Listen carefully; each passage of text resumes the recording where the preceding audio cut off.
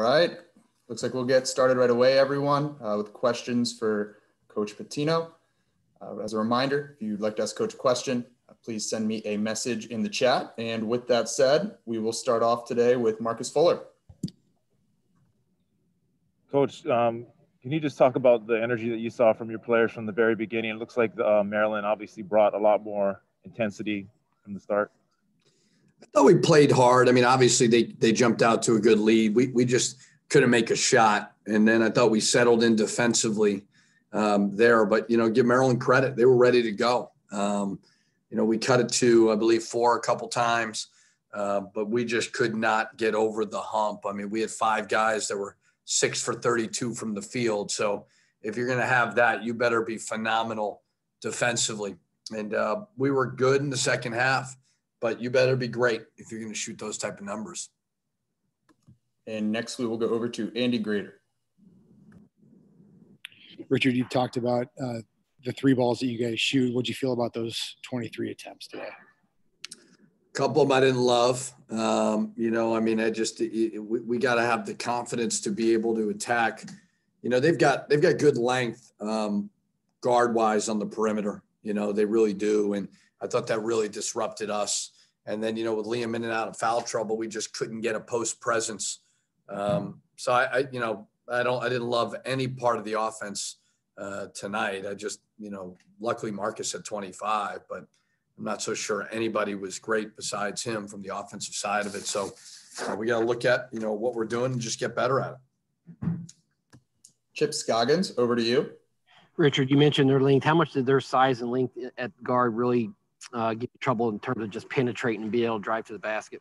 A lot. We couldn't get by them, and if you're not going to get post touches for your 4s and 5s, which we certainly want to do, you better be able to penetrate. But, they're not big in the front court, but they're big in the back court.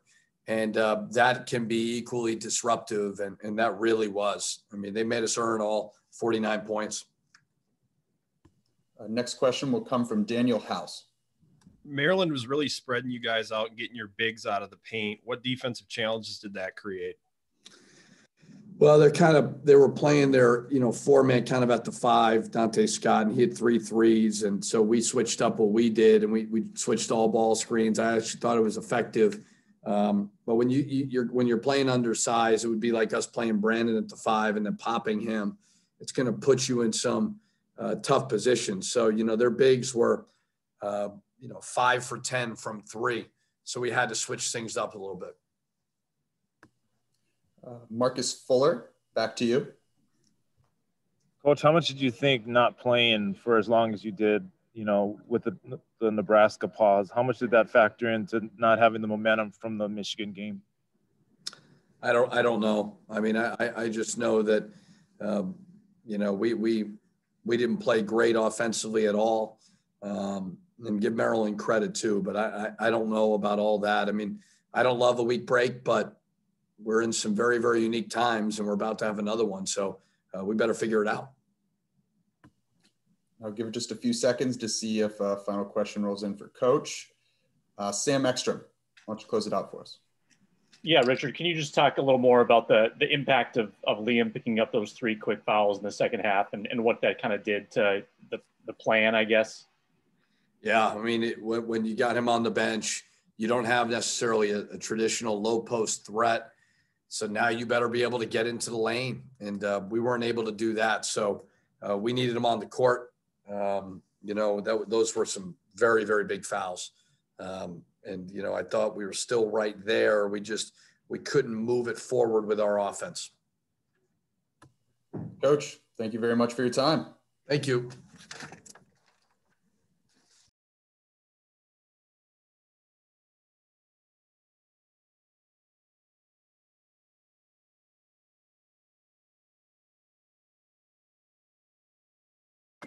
All right, we will get right into questions for Brandon Johnson. So as a reminder, please send me a question in the chat if you'd like to ask Brandon a question. We will start off with, looks like we'll start waiting for the first question to roll in still, sorry. As soon as one rolls in. Marcus Fuller, start us off, please. Thank you. Brandon, did you notice that you guys were lacking any energy from the beginning? And obviously, Maryland brought a lot of intensity to this game. Yeah, we definitely started the game slow, super slow. That's probably the slowest we probably ever came out to a game.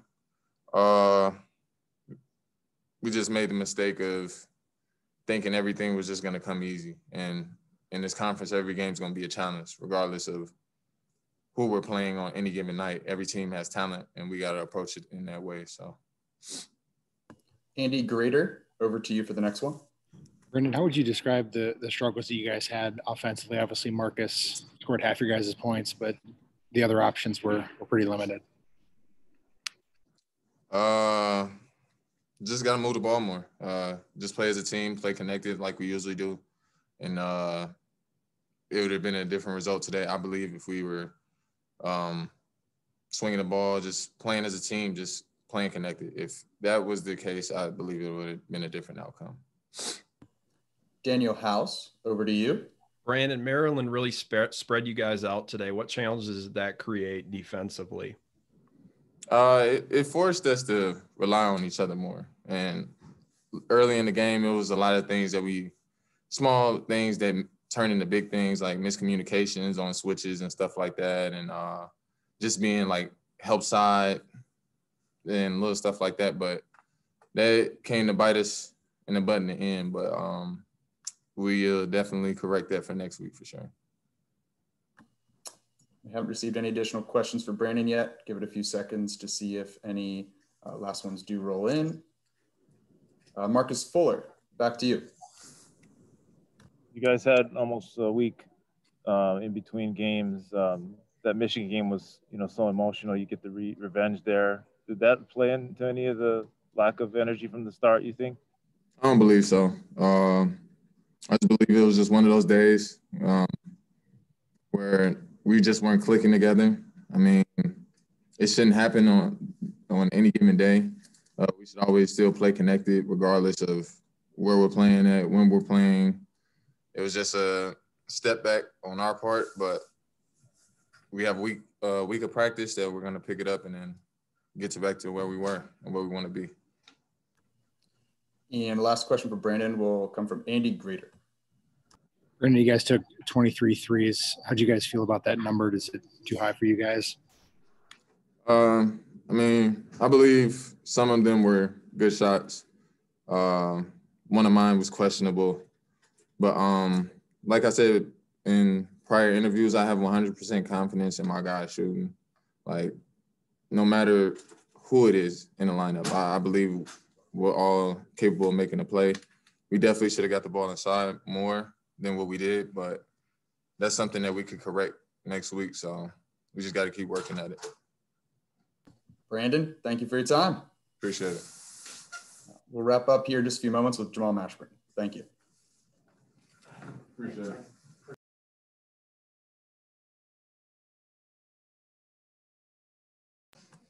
All right, Sully, Jamal will take a seat and then we'll go ahead and get started. Awesome. All right, Jamal, thank you for hopping on. Of course, anytime. We'll get right into questions for Jamal as soon as the first one rolls into the chat. Andy Grader, start us off, please. Well, how would you describe the struggles that you guys had offensively? I just think, we got real stagnant at one point, not getting the ball in the post, knowing that we have one of the best bigs in the country. And just attacking the rim. We settled for too many jump shots. And I think, we just got to do a better job of attacking, getting downhill. That's where we're at our best. So, Marcus Fuller, over to you. Jamal, when you obviously come off the bench, you notice that sometimes, the starters might not have the energy, and then you have to bring that. That's part of the bench's job. Mm-hmm. Yeah, I mean, that's what we got to do every day. Coming off the bench, you got to be able to, provide positive and, not be an energy vampire, but be an energy giver when you come off the bench. So that's what I try to do every game. Next, we'll go over to Daniel House. Jamal, how difficult was it to make post-entry passes due to their length and positioning? I think I think they have really good length. You know, they're a great team, though, defensively. But you know, I just think we just got to make a point of just getting it to the post, whether it be not for a score, but just to create something for somebody else. But I just think we lost this one. You know, I think, you know, we just weren't doing what we were normally doing. So. Sorry, I'm just waiting for additional questions to roll in for Jamal. Just give it a couple seconds, and if none roll in, we'll just wrap it up. Marcus, over to you for another one. Thank you. When you guys have such a long break between games, you know, obviously you're expecting to play Wednesday and you did not, and then you have another long break before Purdue. What's the kind of the mind frame of the team, you know, moving forward? Yeah, just staying positive. You know, knowing that's still a long season. You know, being in the Big Ten is the best conference in America. So you're gonna have games. You know, anybody can be anybody, and so we just got to be ready to play. And you know, with this next week, with this big stretch of games, you know, that we got, you know, we're just gonna get back in the gym, get back to work. So that's all we can do: staying positive and just stay together. We'll just give it a couple last few seconds. See if the last question rolls in.